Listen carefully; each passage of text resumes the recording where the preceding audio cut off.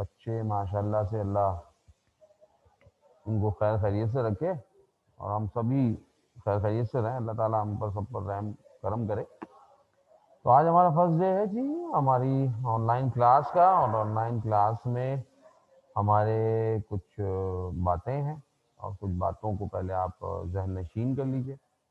जहन नशीन ये करना है कि आप ऑनलाइन क्लासेस में कुछ मसले मसाइल होते हैं यूजुअली, तो वो मसले मसाइलों को डील करना है। लाइक आप अपना सबसे पहले, जब तक मैं आपसे इंट्रो कर रहा हूँ और कुछ बातों को डिस्कशन कर रहा हूँ, आप अपने माइक्स को, अपने जो स्पीकर्स हैं, माइक सॉरी कह रहा हूँ, माइक को म्यूट कर लें आप, स्पीकर्स को अपने ऑन कर लें और स्पीकर्स को देख लें, चेक कर लें कि मेरी आवाज़ अच्छी आ रही है, ठीक आ रही है, फर्स्ट क्लास आ रही है, ठीक है। और अगर उसमें कोई प्रॉब्लम है तो आप वो मुझे बता देंगे, तो मैं उसको यहाँ देख लेता हूँ। लेकिन उस सूरत में जब वो हमारी साइड से हो, अगर आपकी साइड से होगा तो आपको ही देखना पड़ेगा। अच्छा, दूसरी बात ये कि आप एनी टाइम एनी कोई भी क्वेश्चन आप लिख सकते हैं, राइट कर सकते हैं चैट में। और ये चैट जो है, ये चैट क्वेश्चन आंसर के लिए है, ठीक है। तो ये चैट अपने ग्रुप में, कोई ये ना समझे कि हमारा कोई ग्रुप बना हुआ है तो हम चैटिंग शुरू कर दें जी। हाँ, कोई चाय चाय का पूछ लें, कोई और बातें पूछ लें, ऐसे नहीं है चैटिंग। है कोई इमो, क्या होते हैं वो इमोजी बना बना के इसमें डाल दें, ठीक है, तो वो ना कीजिए। और हम सिर्फ आप हमें कोई भी सवाल पूछना चाहेंगे तो वो आप पूछिएगा, ठीक है। और उसका जवाब फिर मैं ग्रेजुअली देता रहूँगा। ज़रूरी नहीं कि आपने सवाल पूछा और मैं फ़ौरन जवाब दे दूँ और उस बच्चे का नाम लेके दे दूँ। बगैर नाम दिए बस मैं सवाल रीड करूँगा और देन उसका आंसर दे दूँगा आपको।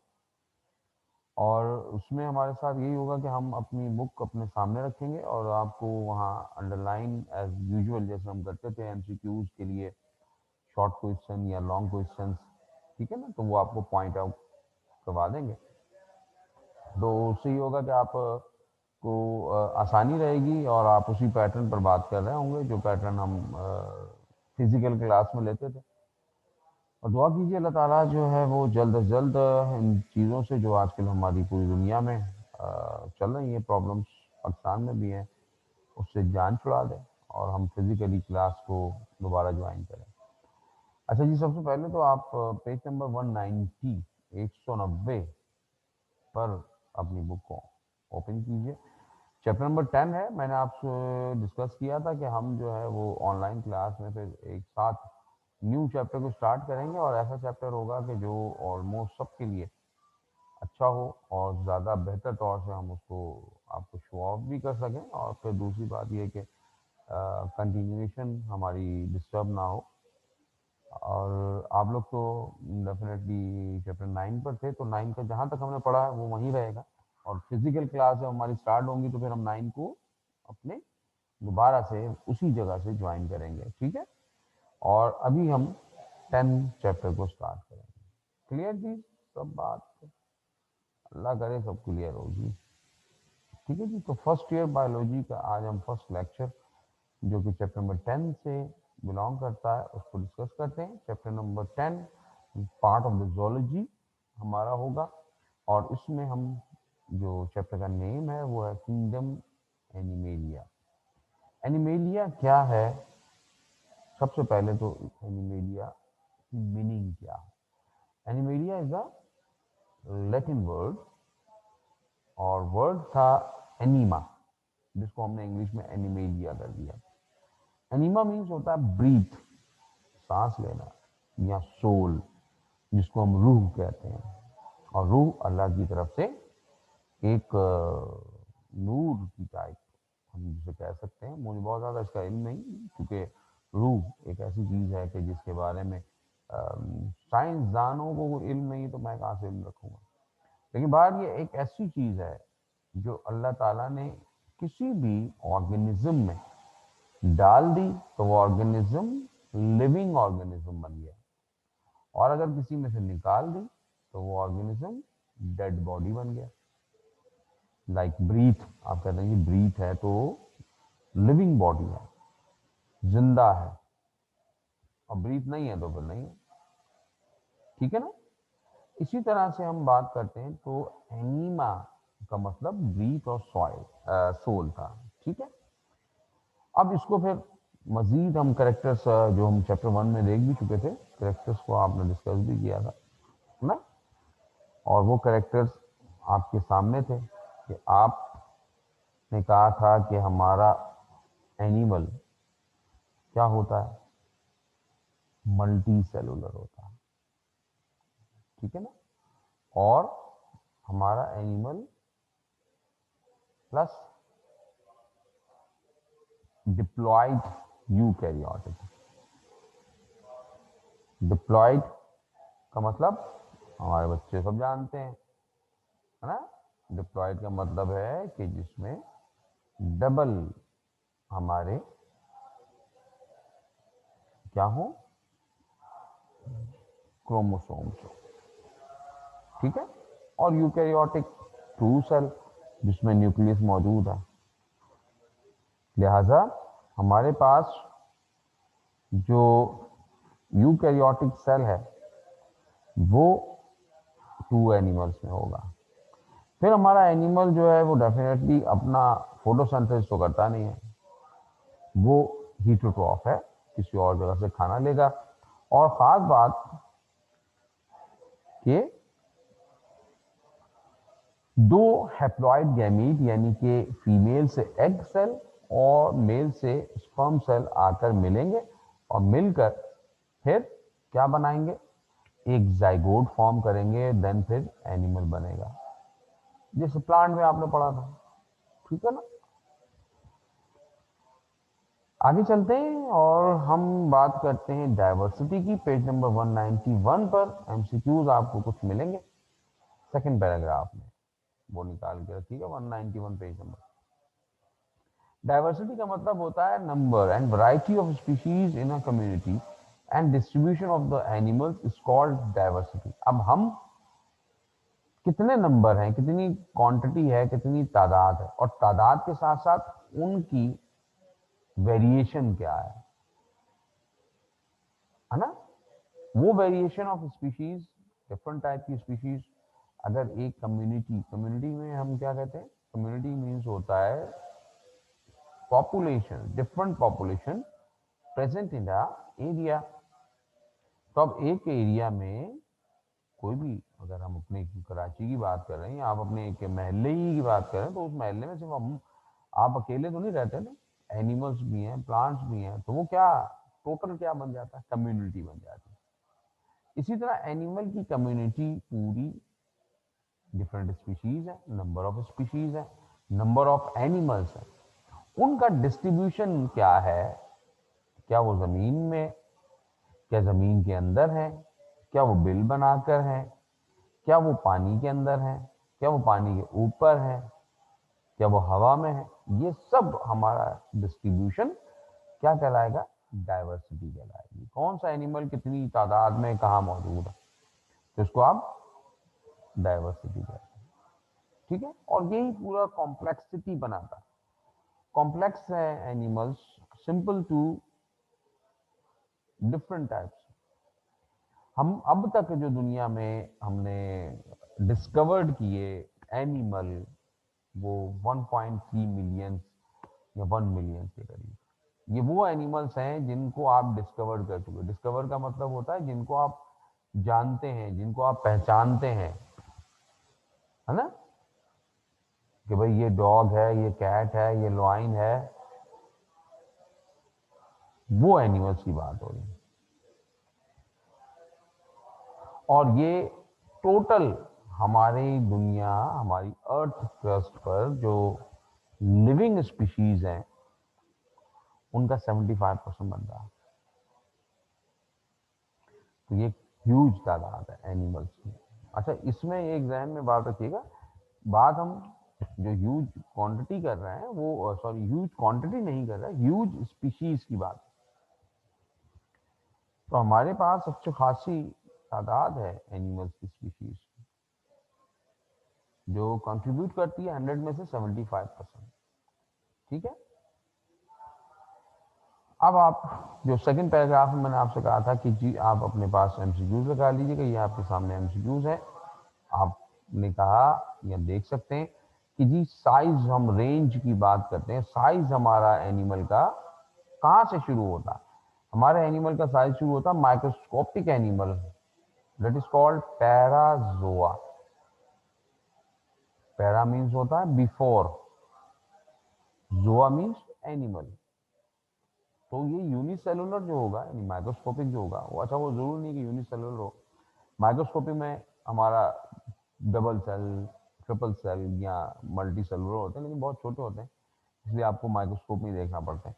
बहरहाल वो यूनिसेलुलर हो या मल्टी सेलुलर हो, अगर वो सिंपल है तो उसे हम कहते हैं पैराजोआ। पैरा माने जोआ से पहले, बिफोर जोआ। तो ये सिंपल बहुत है। जैसे ट्राइकोप्लेक्स, ट्राइकोप्लेक्स एक छोटा सा लिविंग ऑर्गेनिज्म है, ठीक है। जबकि इसके मुकाबले में हम बात करें तो जाइंट ब्लू व्हेल, बेनोप्टरा, ये जाइंट ब्लू व्हेल कितनी बड़ी है जी? 40 मीटर बड़ी। और ये 40 मीटर लॉन्ग होने के साथ साथ इसका वजन 160,000 किलोग्राम। तो अगर आपसे स्मॉलेस्ट एनिमल का पूछा जाए तो वो ट्राइकोपेलेक्स, अगर वहां ऑप्शन है तो वो होगा, अंडरलाइन कर लीजिएगा, बोल्ड वर्ड में लिखा हुआ सेकंड पैराग्राफ में। और अगर आपसे बोला जाए लार्जेस्ट एनिमल तो वो बैनोप्टरा, जाइंट ब्लू व्हेल, ठीक है। लार्जेस्ट मैमल भी अगर लिखा होगा ना, या नोट कर लीजिएगा, लार्जेस्ट मैमल भी अगर लिखा होगा तो वो भी बैनोप्टरा। आप देख सकते हैं डायग्राम में, अकेली वेल इतनी बड़ी आपको नजर आ रही है, और उसके नीचे shark, whale shark, squid, elephant, fossil record जो आपको मिला था। अभी इतनी बड़ी साइज में ये हमारे पास स्नेल नहीं होती, 2.1 मीटर, लेकिन ये फॉसिल में ऑस्ट्रिच है, बर्ड्स में, और ह्यूमन है, आप इनके सामने कुछ भी नहीं, छोटे से नजर आ रहे हैं, है ना। तो बैनोप्टरा सबसे बड़ा एनिमल है मैमल्स में भी और जनरली। अब ये जितने भी एनिमल्स हों, चाहे वो बड़े हों चाहे वो छोटे हों, इनकी अपनी एक रहने की जगह है। कहाँ रहेंगे, कैसे रहेंगे, ठीक है। अब वो रहने की जगह हैबिटेट कहलाती है, लेकिन हैबिटेट के अंदर, जैसे हम अब कहेंगे हमारा हैबिटेट क्या, कराची, लेकिन कराची आपका हमारा इन्वायरमेंटल हैबिटेट है, मगर हमारा घर, दैट इज कॉल्ड निच। हमारा घर क्या होगा हमारे लिए? निच होगा। स्पेसिफिक और particular living place of species in environment is called निच। किसमें? उस एनवायरनमेंट में जिस एनवायरनमेंट में हम क्या कर सकें, सब कुछ हो हमारे पास। निच include all the chemicals, chemicals हो सारे, केमिकल कौन से? खाने पीने के। फिजिकल फैक्टर्स, लाइट, है ना, जमीन, और अगर हम इंसानों की बात करें तो मोबाइल, व्हाट्सएप, इंस्टाग्राम, ये फिजिकल फैक्टर है, उसके बगैर हम सरवाइव कर ही नहीं सकते, है ना, मर जाएंगे, मोबाइल नहीं मिलेगा एक दिन तो, ऐसे ही होता है। तो हाँ, बात हकीकत है, ठीक है। तो लेकिन हम एनिमल्स की बात कर रहे हैं तो उनके पास तो बेचारों का मोबाइल नहीं है, वो फिजिकल फैक्टर, जमीन कैसी है, उनको जमीन जो रिक्वायर्ड है वो है कि नहीं है, उनको जो टेम्परेचर रिक्वायर्ड है वो, उनको लाइट कितनी रिक्वायर्ड है, ये सब चीजें, survival that species which limit it's distribution and growth. अब ये लिमिट कैसे कर देती है? जिस जगह ये फैक्टर्स होंगे उस जगह ही रहेगा एनिमल। अगर उसके फैक्टर बदल गए तो वो जगह छोड़कर तो चला जाएगा, लेकिन अपने आप को चेंज नहीं कर पाए। अब मिसाल के तौर पे हम अपने कराची में, हमने कहा हमारा एनवायरनमेंट है, हैबिटेट है, और हम कहें जी हमारा निच, हमारा घर है, तो हम अपने घर के अंदर हैं, लेकिन किसी वजह से घर के अंदर फिजिकल और केमिकल जो हमारी नीड्स हैं, हमारी रिक्वायरमेंट्स हैं, वो अगर पूरी नहीं हो पा रही तो हम इसे छोड़कर कहीं और चले जाएंगे। इसका मतलब हमारी लिमिट क्या है, हमारा घर है जहां पर हमारी डिस्ट्रीब्यूशन है और हमारी ग्रोथ है। ये छोटी भी हो सकती है, एनिमल्स की बात कर रहा हूँ। किसी पत्थर के नीचे चींटी रहती है या स्कॉर्पियन रहता है, वो उसका निच है, वहां महफूज है, वहां उसको खाना पीना चीजें सब करीब करीब मिल रही हैं। कोई बिल बनाकर रह रहा है तो वो बिल उसकी निच हो गई। कोई अगर दरख्त के ट्रीज में होल बनाकर रह रहा है तो वो उसकी निच हो गई। ठीक है ना? तो निच होना बहुत जरूरी है, तो बगैर तो लाइफ सरवाइव नहीं होगा। अब ट्रू एनिमल्स, सच्चा एनिमल किसे कहेंगे? सच्चा एनिमल का मतलब है सब बातें वही, यूकैरियोटिक हो, मल्टीसेलुलर हो, हीटरोट्रॉफ हो, लेकिन हीटरोट्रॉफ के लिए शर्त ये है। शर्त क्या है? Ingestive mode of feeding. Parazoa कौन थे? माइक्रोस्कोपिक। तो पैराजोआ कौन है? ट्रू एनिमल्स नहीं होंगे ना, बिफोर एनिमल्स होंगे, क्योंकि वो इंजेस्टिव या इंजेशन नहीं करते। इंजेशन का मतलब क्या है? इंजेशन का मतलब है जनाब, खाना स्टोमा से दाखिल किया जाए। स्टोमा में सुराख, जिसको माउथ भी कहते हैं, और बॉडी के अंदर डाला जाए, फिर वो प्रोसेस से गुजरे। तो ये हमारे हायर एनिमल्स में या ट्रू एनिमल्स में मिलेगा। फिर वो डिप्लोब्लास्ट, वो सॉरी डिप्लॉइड एम्ब्रियो फॉर्म करेंगे, किससे? Fusion of haploid gametes, egg और स्पर्म से। तो ये उसके लिए शर्त है। अब एनिमल की क्लासिफिकेशन, कोई क्वेश्चन नहीं है इसका, लेकिन इंट्रो है पेज 192 में, और आपको क्लासिफिकेशन ऑफ एनिमल्स का थोड़ा सा डिफाइन किया गया। और वो क्योंकि आपने प्लांट क्लासिफिकेशन बहुत अच्छी तरह पढ़ी है, तो आपको यहाँ पर भी वही बात है, थोड़ी सी वर्बली मैं आपको दिखा देता हूँ कि हमारे एनिमल की क्लासिफिकेशन हमने phylum, sub phylums, classes, order, family, genera, species कैसे बनाए? हमने बड़ा ग्रुप बनाया किंगडम, उसको डिवाइड किया इनटू फाइलम्स में। जैसे हमने किंगडम एनिमेलिया बनाया, तो अब इसके अंदर क्या बनाएंगे? फाइलम्स बनाएंगे। फाइलम में हमने सब फाइलम बना दिए दो, एक ये जिसमें डाल दिया पैराजोआ, दूसरे सारे ट्रू एनिमल्स डाल दिए, तो वो हमारा सब फाइलम बन गया। फिर सब फाइलम्स के अंदर क्लासेस डिवीजन कर दिया, उनको डिवीजन करके हमने ऑर्डर्स, फिर फैमिलीज, फिर जनरा, फिर स्पीशीज। और ये क्यों किया जाता है ऐसा, आपको मालूम है? कैरेक्टर्स की बेस पर, है ना, डिफरेंट कैरेक्टर्स की बेस। अब यहाँ पर एमसीक्यूज आप लगा सकते हैं 192 पर, पेज नंबर जो 192, उसके सेकंड पैराग्राफ में आपके पास लिखा हुआ कि हमने एनिमल किंगडम को डिवाइड किया इनटू 33 ग्रुप्स कॉल्ड फाइला। तो हमने इसको 33 ग्रुप्स बना दिए, 33 फाइलम्स बना दिए, और इन 33 फाइलम्स में 9 फाइला वो हैं that is called major phyla. MCQs लगा लीजिएगा कि आपके पास टोटल मेजर फाइलम कितने हैं जी? 9। और टोटल फाइलम कितने हैं? 33। माइनस करके बाकी कितने बचे? हाँ, 27, sorry 24। These 24 phylums are called minor phyla। बात समझ में आ रही है? 33 फाइला टोटल है हमारे, और उन 33 में से 9 फाइलम्स को हम मेजर फाइलम्स कहते हैं। क्यों कहते हैं मेजर फाइलम्स? क्योंकि वो मेजर फाइलम्स एनिमल्स की जो मेजर क्वांटिटी है ना, वो उसमें ऐड है। Like these porifera, cnidarians, platyhelminthes, aschelminthes, annelida, mollusca, arthropoda, echinodermata and chordates. ये 9 फाइलम जो है हमारे मेजर हैं, तो ज्यादा जो मेजर हमारी स्पीशीज हैं वो इन्हीं 9 फाइलम में। और बाकी जो बच जाते हैं 24 फाइलम, उनको माइनर कहते हैं। माइनर इसलिए कहते हैं कि एक फाइलम है, उसमें हो सकता है कि सिर्फ 3-4 क्लास बनी हो, और 3-4 क्लास में हर क्लास में एक एक एग्जाम्पल एनिमल्स की। डिस्कवरी नहीं है ना, माइनर फाइलम्स में डिस्कवरी कम है क्योंकि उनकी तादाद कम है।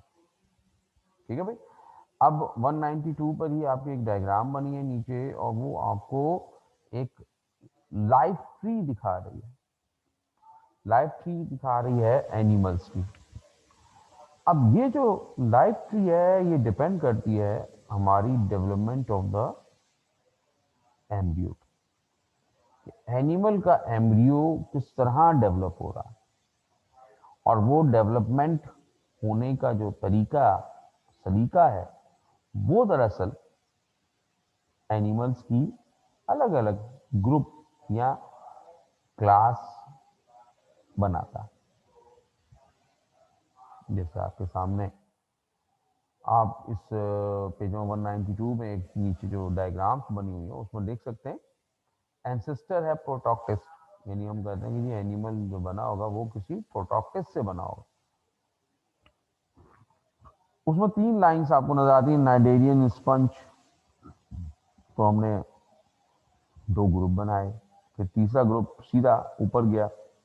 ये चार्ट आपके सामने शो कर रहा है कि जी ए कॉल्यूमेट, फिर उससे बने सूडो कॉल्यूमेट्स, कॉल्यूमेट्स में फिर डिवाइड होकर बन गए ड्यूट्रो और प्रोटो। ये बात हमने यहाँ, क्योंकि इस तरह से मैं आपको नहीं एक्सप्लेन कर रहा, सिर्फ आपको चार्ट थोड़ा सा दिखा रहा था। हम इसको स्टेप बाय स्टेप लेते हैं ना, तो वो आपको क्लियर होगा।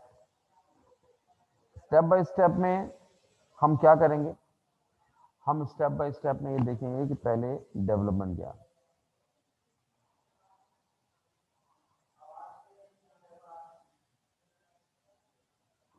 ठीक है ना, तो स्टेप बाय स्टेप आपको देखना होगा। अब पहले स्टेप में हम देखेंगे एनिमल डेवलप कैसे होता है। डेवलप जब होगा तो फिर हमें पता चलेगा कॉल्यूमेट या सिलियोम क्या है और लेयर्स क्या हैं। ठीक है। डेवलपमेंट स्टेज में हम सबसे पहली बात करते हैं, जो आप लोगों को नोन है कि हमारे पास फीमेल के पास होता है एग, ये नजर आ रहा है हमें एग लिखा हुआ, और मेल के पास होता है हमारा स्पर्म। तो ये स्पर्म आकर एग के साथ मिलता है और अपना न्यूक्लियस इंटर कर देता है। ये देखें 2 न्यूक्लियाई आपको नजर आ रहा है। तो जब 2 न्यूक्लियाई आपस में मिलते हैं तो बन जाता है zygote. The diploid cell produced by the fusion of the nuclei of male female gametes as fertilized। तो जब ये मेल जब आकर इस फीमेल से अटैच हुआ तो उसने अपना न्यूक्लियस इंजेक्ट कर दिया, और ये न्यूक्लियस 2 आपस में मिलकर क्या बन गए, हमारे पास बन गया जाइगोट। ये पूरा एक, यानी जो ओवा है अब वो डिवीजन की तरफ जा रहा है, तो इसे हम जाइगोट कहते हैं। तो अब ये डिप्लॉयड हो गया, एक हैप्लॉइड न्यूक्लियस मेल से आया है, एक फीमेल से आया है। अब यहाँ पर हम सेकंड स्टेप देखते हैं, cleavage, division of fertilize egg by mitosis. ये हमारा सेल डिवाइड हो रहा है 2 बनाने के लिए। ये जो लाइन बनती है, स्टार्ट होती है, निशान बनता है, इसे कहा जाता है क्लीवेज। जैसे आप दीवार को देखें टूट रही है कहीं से, तो बीच में एक दरार आ रही होती, दीवार अलग नहीं हुई है ना, लेकिन निशान आ गया। आपने कहा कि यार दीवार भी टूटने वाली है, टूटना शुरू हो गई है, तो दैट इज कॉल्ड क्लीवेज। ठीक है। और फिर ये क्लीवेज बढ़ता है और बढ़कर पूरा 2 सेल में क्लियर डिवाइड हो जाता है। अलग नहीं होगा, स्प्लिट आउट नहीं होगा, लेकिन बाहर से आपको ऐसे ही। फिर ये 4, फिर ये 8, 16, 32, 64, 64, और 64 के बाद इनकी डिवीजन काउंट नहीं कर पाएंगे, तो फिर मल्टीपल हो जाती है, क्योंकि पहला वाला भी डिवाइड हो जाएगा, दूसरा भी, फिर ये भी, ये भी, ये भी, तो बहुत सारे मेजर एग्जाम बनना चाहिए। और एक solid ball of cells resulting from cleavage of fertilized ova is formed of a mass of blastomeres which subsequently form a blastula. एक पूरी बॉल बन जाएगी, सॉलिड बॉल, जिसमें हमारे बहुत सारे सेल होंगे। एक सेल या इन सेलों को हम कहते हैं ब्लास्टोमेयर। मेयर माने होता मॉलिक्यूल, मॉलिक्यूल माने सिंगल पीस। तो ये जो सॉलिड बॉल बन जाती है ये हमारी कहलाती है ब्लास्ट्यूला। क्रिकेट तो शायद ऐसी बात है, अब लड़कियां तो कम खेलती हैं, छोटी होती हैं तो खेलती होंगी, तो उसमें आपको याद होगा हार्ड बॉल और टेनिस बॉल। तो हमारी जो ब्लास्ट्यूला होती है ये दरअसल हार्ड बॉल होती है, ठीक है। उस प्रोसेस को आप ब्लास्टुलेशन कहते हैं। ये पूरी एम्ब्रियोलॉजी है, हम बहुत ज़्यादा डिटेल नहीं पढ़ रहे यहाँ, क्योंकि हमने एम्ब्रियोलॉजी नहीं पढ़नी, हम सिर्फ पैटर्न की बात थोड़ी सी करना चाहते हैं ताकि हमारी बात क्लियर हो जाए। अब ब्लास्ट्यूला में एक आगे स्टेप आता है और उस स्टेप में हम देखते हैं क्या होगा कि हमारी टेनिस की बॉल बनेगी। टेनिस की बॉल से मुराद है कि हमारा embryo consist of a hollow cavity called blastocoel. अब ये जो हमारे सेल्स है ना, पूरी अंदर भी सेल है बाहर भी सेल है, ये एक दूसरे से पीछे हटना शुरू हो जाएंगे। पीछे हटेंगे तो इनके बीच में गैप आएगा, ये आ गया गैप। इस गैप यानी कैविटी को कहा जाता है ब्लास्टोसील, ठीक है। और ये क्यों बनी? क्योंकि असल में दो टाइप के सेल हमें नजर आने लग जाते हैं, छोटे और बड़े। ये बड़े मेगा और माइक्रो, तो ये दो टाइप के सेल्स आपको अलग अलग नजर आते हैं। तो ये एक दूसरे से परे हटते हैं, पीछे होते हैं, तो बीच में एक कैविटी बन जाती है। और वो जो सेल बन अलग अलग हुए वो दरअसल दो लेयर बना रहे हैं, एक्टोडर्म और एंडोडर्म। एक्टोडर्म अंदर वाली, एंडोडर्म सॉरी एक्टोडर्म बाहर वाली, एंडोडर्म अंदर वाली। तो जो बॉडी बनेगी अब एनिमल की आहिस्ता आहिस्ता, उसमें अंदर का जो कुछ मामला, जो कुछ सिस्टम बनेंगे वो एंडो, और जो बाहर की बॉडी बन रही होगी वो एक्टो, इनसे बनेगी, ठीक है। ब्लास्टूला में अब एक काम शुरू हो जाता है और उसे कहते हैं इन्वेजिनेशन, ठीक है। अच्छा जी, मोर्यूला, एक सवाल आया जी, मोर्यूला किसे कहते हैं? मोर्यूला बेटा ये जो डिवीजन होती चली जा रही है, तो डिवीजन होकर एक सॉलिड बॉल बन गई, इसको मोर्यूला कहते हैं। ब्लास्टूला सॉलिड से जब टेनिस की बॉल बन जाती है जिसमें कैविटी आई थी, उसको ब्लास्टियोसील कहते हैं। ब्लास्टूला बनने तक पहले पहले वो हमारा मोर्यूला कहलाता है, जब सॉलिड बॉल होती है। हार्ड बॉल होती है सॉलिड, अंदर से ऐसे ही सेल हैं इसके अंदर भरे, तो वो मोर्यूला। और जब ये सेल एक दूसरे से पीछे हटने लग गए तो अंदर से बॉल खाली हो गई, टेनिस की बॉल जिस तरह, तो इसको हम ब्लास्टूला कहते हैं, ठीक है। ब्लास्टूला में अब स्पेशल बात क्या है? इन्वेजिनेट्स, डाइवर्जेंट होता है, डाइवर्ट, टर्न करना, इधर से उधर हो जाना। इन्वेजिनेट, इन्वर्जन, अंदर की तरफ मुड़ जाना। अब यहां पर हमारे पास क्या होगा, ब्लास्टूला अगले मराइल में, जिसको गेस्टुलेशन कहते हैं, यहाँ पे जिक्र नहीं कर रहे हम गेस्टुलेशन का, लेकिन हम ये सिर्फ बताना चाहते हैं कि बेस्ट जो हमारी इन्वेजिनेट होती है वो देखें, यहाँ आपको ब्लैक लाइन नजर आ रही है, बिगिनिंग ऑफ मीजोडर्म। तो हमारे कुछ सेल एक जगह से अंदर की तरफ टर्न मारना शुरू स्टार्ट लेते हैं। ये जो टर्न अंदर आना शुरू होती है, ये एक नई लेयर फॉर्म करती है। इस new form of the layer is called mesoderm, इसको हम कहते हैं मीजोडर्म। तो तीन लेयर बन गई, एक्टो पहले थी, एंडो पहले थी, इन दोनों के बीच में एक मीजो बनने लगे, ये आ गए मीजो, ठीक है। तो थ्री जर्मिनल लेयर्स, ये फॉर्म हो जाती है 3 जर्मिनल लेयर। ठीक है, अब ब्लास्टूला कन्वर्ट हो जाता है इनटू गैस्ट्रूला में। और गैस्ट्रूला में क्या होता है जी, गैस्ट्रूला में हमने ये आपको दिखाया ना कि यहाँ से सेलों की इन्वर्जन शुरू हो रही है। तो सेलों की इन्वर्जन शुरू होने के बाद अब सेल बहुत ज्यादा साइड पर आ गए और अंदर दोबारा भरना शुरू हो गया एरिया बॉल। एक साइड से ओपनिंग हो गई, इस ओपनिंग को कहा जाता है ब्लास्टोपोर। और इस हालत में बॉल कहलाती है गैस्ट्रूला। ठीक है, जब बॉल एक तरफ से फट गई ये वाले एरिया तो उसको कहेंगे गैस्ट्रूला, ओपन हो गई। ओपन वाले एरिया को कहेंगे ब्लास्टोपोर।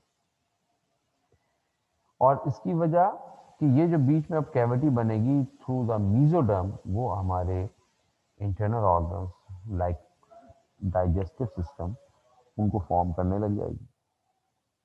तो मीजोडर्म जो आपके इंटरनल ऑर्गन्स है उनको फॉर्म करती है। ये जो ओपन हुआ है, ये ओपन बहुत इंपॉर्टेंट है क्योंकि इसके ओपन होने से दो पैटर्न बेस करते हैं types of the plants, types of animals पर, जो आपको पेज नंबर 192 पर नजर आ रहा है, प्रोटोस्टोम्स और ड्यूटोस्टोम्स। इनका डिफरेंस भी हम आगे जाके आपको लिखवाएंगे। तो यहां पर अगर स्प्लिट होकर वो सिर्फ माउथ बना दे, एनस ना बने, तो वो प्रोटोस्टोम्स। फिर अगर वो स्प्लिट होकर माउथ और एनस बना दें दोनों अलग अलग, तो वो ड्यूटरोस्टोम में शामिल हो सकते हैं। ठीक है, तो ये बहुत जरूरी है। और ये पूरे एनिमल्स को इसका इस वाले स्टेप का रोल होता है। अब वो डेफिनेटली हमारे डिफरेंट एनिमल्स का डिफरेंट पैटर्न है। तो ये माउथ और एनस बनता है यूजुअली हमारे इस एरिया से, और हमारे डिफरेंट एनिमल्स में डिफरेंट पैटर्न है, और इसी वजह से आपने उनको डाइवर्सिटी दिखाई है। अब आ जाए जी बात आप सब किंगडम पैराजोआ। आपके पास जनाब ये डेवलपमेंट में हमारा कोई यूजुअली क्वेश्चन नहीं है, एमसीक्यूज कभी हमसे डिस्कस कर लेते हैं तो वो बात हो जाती है। 194 पेज नंबर पर मैंने आपसे गैस्ट्रूला पूछ लिया जी, वो कैसा है, ब्लास्टोपोर किसे कहेंगे, वो एमसीक्यूज में आपसे पूछ लेंगे। ठीक है, इंटिरॉन क्या है? इंटिरॉन इज द ओपनिंग ऑफ गैस्ट्रूलेशन या गैस्ट्रूला। तो ये एमसीक्यूज में आप लगा लें पेज 194 पर। अब आ जाए नीचे सेलुलर ऑर्गेनाइजेशन, और वहां पर आपके पास बोल्ड वर्ड में आपको लिखा मिलेगा पैराजोआ और यू मेटाजोआ। तो पैराजोआ में आपसे शॉर्ट क्वेश्चन या डेफिनेशन पूछने की व्हाट आर पैराजोआ, या डेफिनेशन पूछने यू मेटाजोआ किसे कहते हैं। तो हमने आपको यहाँ पॉइंट दिए में as a difference, member of this group यानी sub kingdom parazoa lack a proper tissue organisation. इनके पास टिश्यूज खास मखसूस प्रॉपर नहीं है। टिश्यू तो होंगे, जाहिर सी बात है, लिविंग ऑर्गेनिज्म है, फिर एनिमल भी है ना, तो टिश्यूज तो होंगे लेकिन प्रॉपर ऑर्गेनाइजेशन नहीं होंगे। दूसरी बात कि दे हैव इनडिटरमिनेट शेप। इनकी शक्ल आप जब देखेंगे आगे स्लाइड में तो आप कहेंगे यार ये तो पता नहीं क्या चीज है। अब इनको एनिमल्स, और खास तौर पर अगर हम मैथ्स वाले बच्चों को दिखा दें कि भाई ये एनिमल है, तो मैथ्स वाले बच्चे तो जरूर बोलेंगे सर ये पता नहीं एनिमल तो नहीं है, इसमें तो आंखें नहीं है, नाक नहीं है, मुंह नहीं है ना। तो इसलिए हम उनको पैराजोआ में रखते हैं। फिर they are asymmetrical body. Symmetry और एसिमेट्री, सिमेट्री की टाइप्स, इनका डिफरेंस हमने करना है। ठीक है, आगे बात है। तो तुम्हारे बच्चे घबराते बहुत जल्दी हैं, घबराना नहीं है बेटा। यूमेटाजोआ और पैराजोआ का डिफरेंस पूछा जा सकता है आपसे, इसीलिए दे रहा हूं ना आपको, डेफिनेशन तो पूछ लेते हैं। ठीक है, तो हमने आपको डिफरेंस के तौर पर दिखा दिया ताकि आपको आसानी रहे, और बहुत सिंपल सा है, कंपेयर कर लेंगे आप तो आसान होगा। ये जो होंगे एसिमेट्रिकल होंगे। एसिमेट्रिकल किसे कहते हैं जी? अगर आप किसी को, मैं आपको एक स्पंज दे दूं और आपसे कहूं भाई एक कट लगाओ, इसको दो हिस्सों में डिवाइड कर दो, और अगर वो मैंने कैसा दिया, इरेगुलर शेप का था, तो आप सोचते रहेंगे सर मैं इसको कहां से कट करूंगे, दो इक्वल हाफ में डिवाइड हो जाए, कट एक ही लगाना। तो that is called asymmetrical object. किसी खास शक्ल नहीं होगी तो उसकी सिमेट्री भी नहीं बनेगी। और अगर मैं आपको दे दूं पाइप का टुकड़ा एक दे दूं कोई, तो भाई इसको दो इक्वल हाफ में डिवाइड कर दो, आप बोलेंगे तो कोई मसला ही नहीं, एक बार कट लगाऊंगा मैं, और आप एक्सिस पे रखकर उसके रेडियस से कट करते हुए सीधा डिवाइड कर देंगे दो हिस्सों में, तो वो कहलाएगा सिमेट्रिकल बॉडी। तो पैराजोआ जो होते हैं वो एसिमेट्रिकल होते हैं। इसमें हमारा एक ही फाइलम है जिसको पॉरीफेरा कहा जाता है, या हम इसे कहते हैं स्पंज, नॉर्मल इंग्लिश लैंग्वेज में कॉमन नेम जिसे कहा जाता है वो इसका है स्पंज। ठीक है, दूसरा हमारा इसके अगेंस्ट जो किंगडम हमने सब किंगडम बनाया है वो है यूमेटाजोआ। यूमेटाजोआ में animals have tissues organised into organs and organ system. वहां पर टिश्यू ऑर्गेनाइज नहीं थे तो ऑर्गन कहां से बनेगा, इसलिए तो नाक, कान, आंख, मुंह, पाँव कुछ नजर नहीं आएंगे। यहाँ पर ऑर्गेनाइज्ड है ऑर्गन्स और ऑर्गन सिस्टम। वहां पर शेप खास नहीं थी, स्पेसिफिक नहीं थी, आप डिटरमाइन नहीं कर सकते थे। यहाँ पर आप बता सकते हैं कि भाई ये एनिमल, ये आंख है, ये नाक है, ये मुंह, ये इसका अगला हिस्सा, ये इसका पिछला हिस्सा। हाँ, उसमें हमने कहा था कि एसिमेट्रिकल बॉडी है, कट करेंगे तो टू इक्वल हाफ में डिवाइड नहीं हो पाएगी। यहाँ पर हम कह रहे हैं कि ये सिमेट्रिकल है, और सिमेट्रिकल की टाइप्स रेडियल और बायलैटरल। रेडियल कहते हैं रेडियस से अगर कट करें ना, जैसे मैंने पाइप की मिसाल दी थी आपको, तो पाइप को आपने कट करना तो छुरी को सेंट्रलाइज एक्सिस से कट करना पड़ेगा, क्रॉस करना पड़ेगा, तो दो इक्वल हाफ में डिवाइड हो जाएगी। और बायलैटरल जैसे हम है, लेटरल साइड से कट करें, जैसे बिटवीन द आईज अगर मैं तलवार मार दूं किसी को, ह्यूमन को, और वो सीधी तलवार नीचे तक गुजार दूं, तो हमारा इक्वल हाफ हो जाएगा। एक आंख, नाक का एक नेजल, और एक कान, एक हाथ, एक पाँव, लेफ्ट पर एक राइट से, तो वो कहलाएगा बाइलेटरल सिमेट्री का। इसमें हमारे पॉरीफेरा के बाद जितने भी फाइलम्स हैं, रिमेनिंग 8 फाइला, वो सब के सब नाइडेरियंस टू कॉर्डेट, वो सब हमारे इसमें आ जाते हैं यूमेटाजोआ में। ठीक है ना, तो ये हमारे दो जो मेजर सब फाइलम हमने बना दिए अपने लिए। ठीक है, ये डिफरेंस आप अपने पास कर दें। दूसरा डिफरेंस हम करते हैं, पेज नंबर 194 है, डिप्लोब्लास्ट एंड ट्रिप्लोब्लास्ट। इस पर आप क्वेश्चन लिख लिए, write the difference between diploblastic and triploblastic animal. 194 पर write the difference between diploblastic and triploblastic animal. ठीक है, डिप्लो डाई दो, ब्लास्ट लेयर, ट्रिप्लो तीन, ब्लास्ट लेयर। इन एनिमल्स में दो layers of two layers of the cells है, और यहाँ पर 3 लेयर्स ऑफ सेल्स। ठीक है, diploblast, the body of these animals is made up of 2 layers of cell. The outer layer is called ectoderm and inner layer is called endoderm. तो इनकी body की बाहर जो लेयर होगी उसको हम एक्टोडर्म कहेंगे, और जो अंदर होगी उसको हम एंडोडर्म कहेंगे।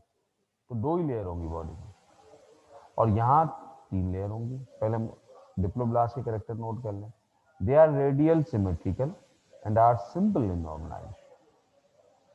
तो डिप्लोब्लास्ट जो होगा वो रेडियल सिमेट्रिकल, इनकी बॉडी कैसी होगी, सिलेंडर जैसे पाइप होता है, तो इनको आप रेडियल सिमेट्रिकल बॉडी कहते हैं। सिमेट्री कट करेंगे ना तो सेंटर से कट करते जाएंगे, ये 2 इक्वल हाफ में डिवाइड हो जाएगा। और इनकी ऑर्गेनाइजेशन सिंपल है, बहुत सादी है, ठीक है। They do not have special transport system. इनमें circulatory system like respiratory system वो नहीं मिलेगा आप, क्योंकि इनके बाहर सेलों की लेयर है एक, और एक सेल की लेयर बॉडी के अंदर है।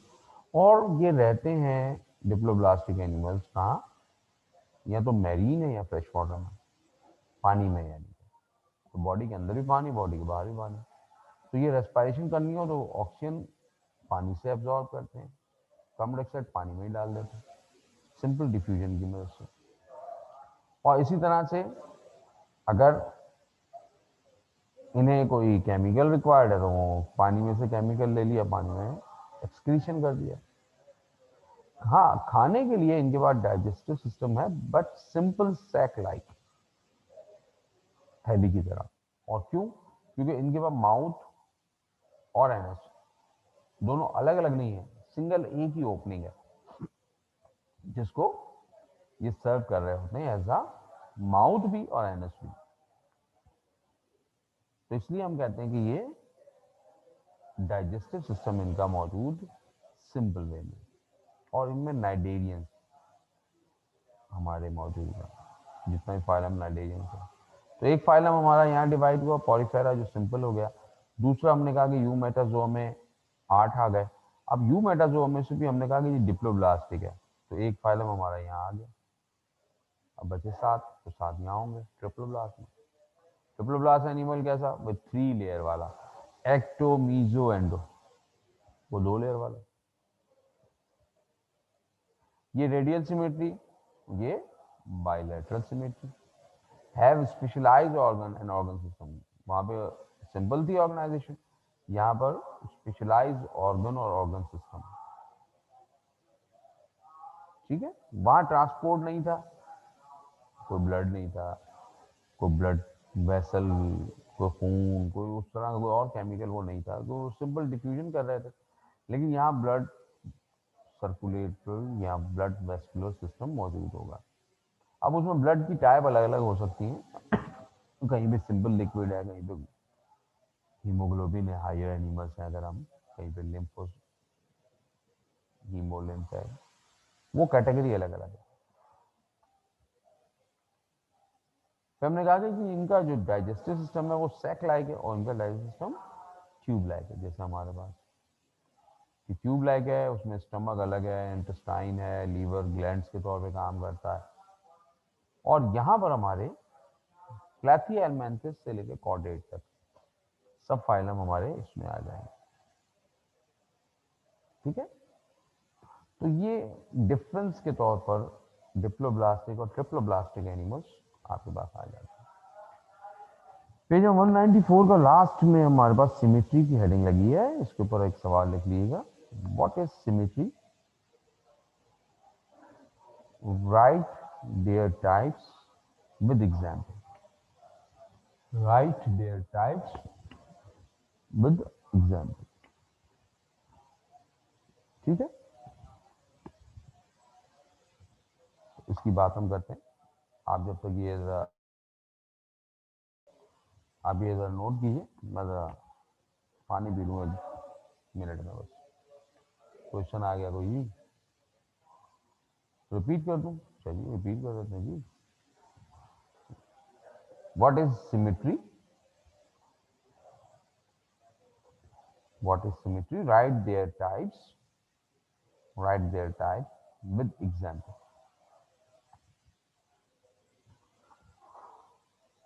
ठीक है। चलिए, हो गया। हाँ भाई, अब चलें थोड़ा सा आगे, सिमेट्री की बात कर लें जी। सिमेट्री, सिमेट्री, सिमेट्री, सिमेट्री किसे कहते हैं? सिमेट्री मैंने आपसे कहा था कि सिमेट्री में हमारे पास जो है वो ओवरऑल बॉडी शेप, अब बॉडी शेप कैसी है, उसका स्ट्रक्चर कैसा है, वो हमारी सिमेट्री होती है। रेगुलर हो, इरेगुलर हो, कुछ भी हो, लेकिन इन जनरल बॉडी शेप को आप सिमेट्री कहते हैं। It is a division of body in two similar part at different planes और एक्सिस। अब बॉडी की शेप का हम वैसे तो देख कर बोल रहे हैं ना भाई, आंख है, नाक है, सर है, मुंह है, पाँव, लेकिन हम अगर मॉर्फोलॉजिकल बात करें तो हम कहेंगे कि ऐसी बॉडी जिसको दो हिस्सों में डिवाइड कर सकते हो आप। कहां से? या तो कोई प्लेन कट करने की जगह हो या फिर एक्सिस हो, रेडियस है, रेडियल सिमेट्री। एक्सिस किसे कहते हैं? हाँ, है ना, सेंट्रल एक्सिस होता है ना किसी चीज का, तो वो। अब ये ऐसा क्यों होता है मिजाज, ऐसा क्यों होता है कि हमारे पास एक्चुअल जो सिमेट्री है वो आपकी बॉडी को बैलेंस करती है। अब आप सोचें, अल्लाह ना करे आपकी एक टांग और एक पाँव ना हो, एक हाथ ना हो, तो आपको चलने में कितनी परेशानी होगी, आपको किसी चीज़ को ग्रिप करने में कितनी परेशानी होगी, क्योंकि बैलेंसिंग खराब हो गई। तो composition of the body according to their size and shape. अब वो हाथ, पाँव, टांगे, हाथी की, एलिफेंट की बात कर लें आप, तो उसकी शेप स्ट्रक्चर अलग है। हम जैसे ह्यूमन की बात कर लें, उनकी शेप साइज अलग है। तो ये बैलेंस करने के लिए shape and size of the body structure बनाया हुआ है, जिसको हम सिमेट्री कहते हैं।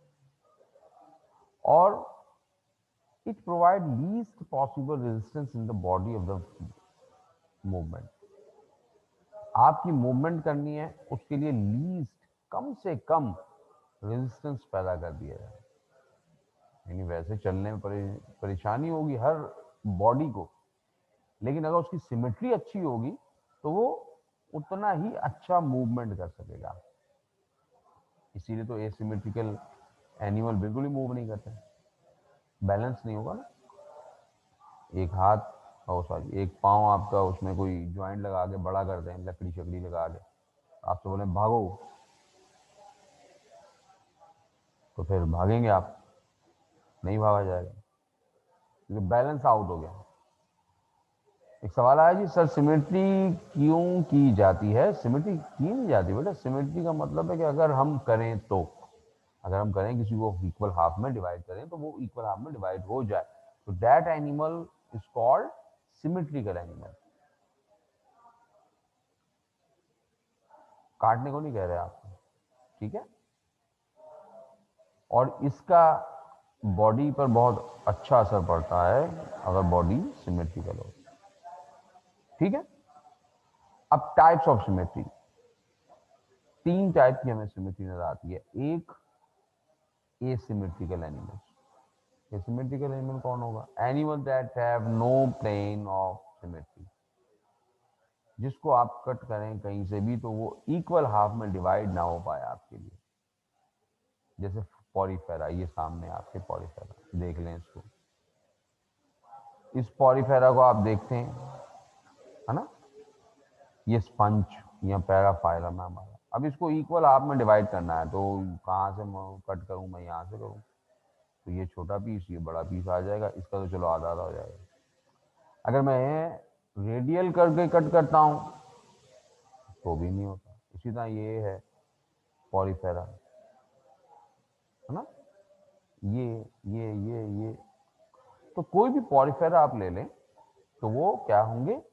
एसिमेट्रिकल होंगे, उनको आप इक्वल हाफ में डिवाइड नहीं कर पाओगे, ठीक है। तो इसीलिए हम इन्हें बिल्कुल पैराजोआ में रखते हैं। क्लियर जी? ऑलमोस्ट हमारा टाइम तो, हाँ, हो गया, 8:30 का टाइम है। तो हम आज मेरे ख्याल से इतना ही रख लें। तो बात शायद पूछनी हो तो पूछ लें, वो सवाल सवाल हो गए। हाँ,